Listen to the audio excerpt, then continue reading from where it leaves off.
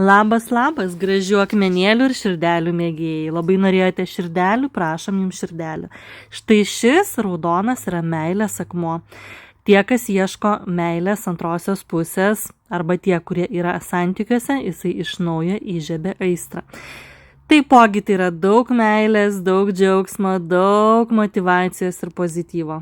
Ir tie, kurie sunkiai tramdo savo pyktį, taip pat padės su juo susitvarkyti. Tai štai likusios paskutinės 4 širdelės, rinkitės, kol dar yra. Keliaujame toliau, štai šis pilkas su tokiu rožiniu švelniai violetiniu atšvaitėliu. Štai šita širdelė yra mūsų apsaugos akmuo, saugo net nuo magijos.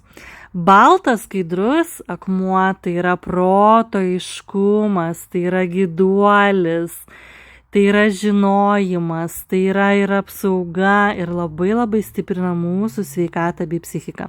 Na ir be abejo šis gražuolis tai yra meilė savo.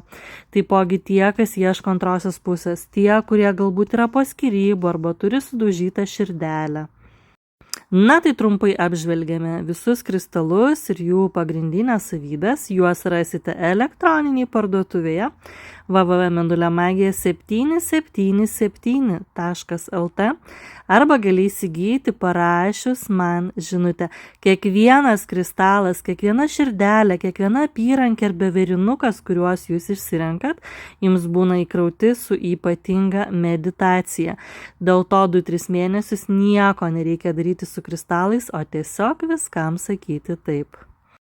Parašyk, kurios spalvos kristalas šiandien patraukė tavo dėmesį.